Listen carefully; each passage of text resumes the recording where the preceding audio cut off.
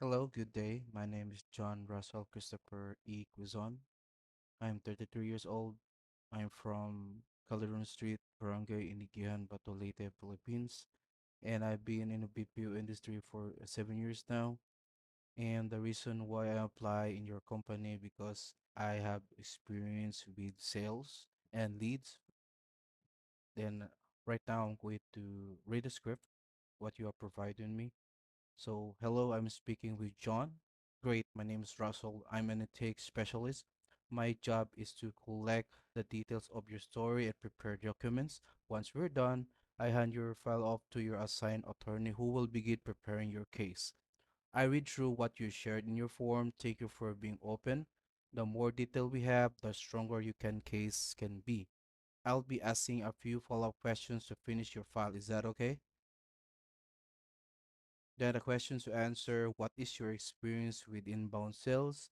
Describe the types of leads you work with. What product or service were you selling?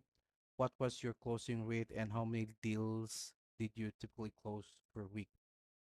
So I specialize in handling inbound sales, meaning prospect who reach out through phone calls, web inquiries, or referrals, also with emails for follow-up. My role was qualified leads, quickly identify their needs and guide them toward right solution. Focus on building rapport, clarifying pain points, and ensuring prospects felt heard before moving them into the sales pipeline. Then types of leads work with: warm leads, individuals who had already shown interest by filling out forms, requesting quotes, and calling in.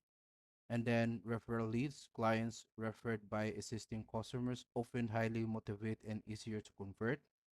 Then marketing generated leads, prospect from companies, ads, or events who needed nurturing before committing.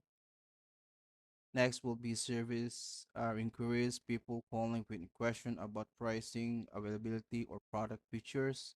And a product or service sold, depending on the industry. Intake specialists often handle services like healthcare programs, financial services, educational enrollments, or SaaS subscriptions. For me, it's for healthcare programs. I have experience with lead generation specialists, so I typically like my closing rate.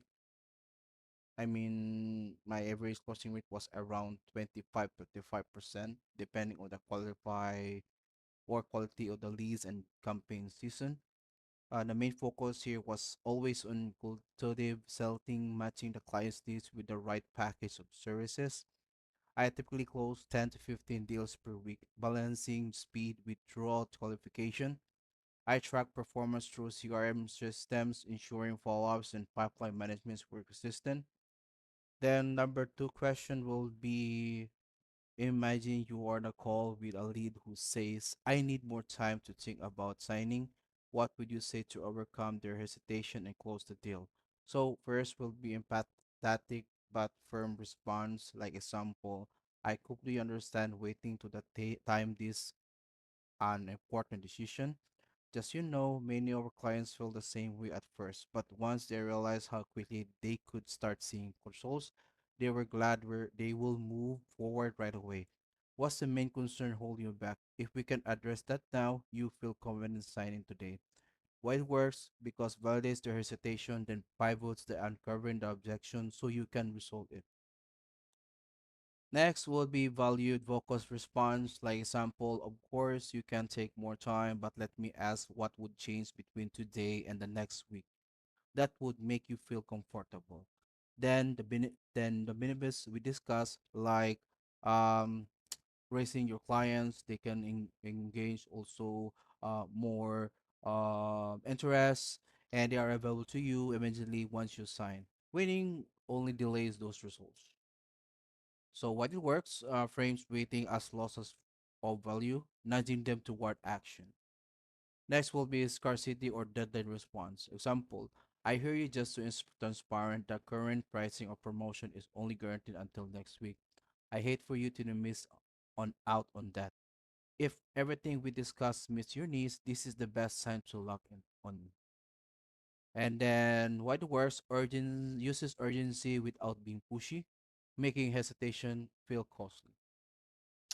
And the closing technique will be address after addressing their hesitation, always end with a soft close. If we can take care of that concern now, are you comfortable moving forward today? So this way, you're not bolstering their hesitation, you're reframing it into a decision point. Third question: how do you manage and prioritize a high volume of leads? Lead management and prioritization strategy.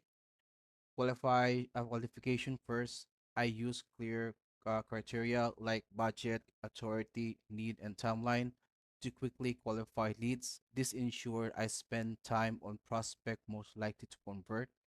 Segmentation leads are categorized into tiers: hot leads, warm leads, and cold leads. For hot leads, ready to buy, urgent need, immediate follow up. Warm leads, interest but need nurturing, schedule follow-ups with value add content. And then there's also for cold leads, low intent or long-term prospect placed into drip campaigns. Then I rely on CRM tools to track lead status, set reminders, and automate follow-ups. This prevents leads from slipping through the cracks and keep the pipeline organized. So I dedicate specific blocks of time each day for different lead categories. Example, mornings for hot leads, afternoons for nurturing warm leads, and the end of the day for administrative updates. So I prioritize lead based on responsiveness. If a lead has engaged, open emails, return calls, they move up in priority. Non-response leads are still touched but less frequently. I monitor also conversion rates by lead source. If referral convert at 40% and ungenerated leads at 20%, I allocate more time to referrals. So handling 50 to 100 um inbound leads per week, I typically close like 10 to 15 deals weekly by focusing on the top 20% of high intent prospects. Warm leads are nurtured with educational touch points like case studies, testimonials until they are ready to buy. So, excuse me. Cold leads are maintained in long-term campaigns without draining daily bandwidth. So the fourth question, this role requires relentless effort at commission-based mindset. What motivates you to consistently perform at a high level and even under pressure? So my response is what motivates me most is the direct connection between effort and results. In a commission-based role, I know that every call, every follow-up, and every deal closely directly impacts my success. I thrive under pressure because I see it as an opportunity to prove my resilience and sharpen my skills. Even when faced with rejection, I stay motivated by focusing on the next opportunity and the value I can deliver to clients. This mindset keeps me performing at high level week after week. Thank you.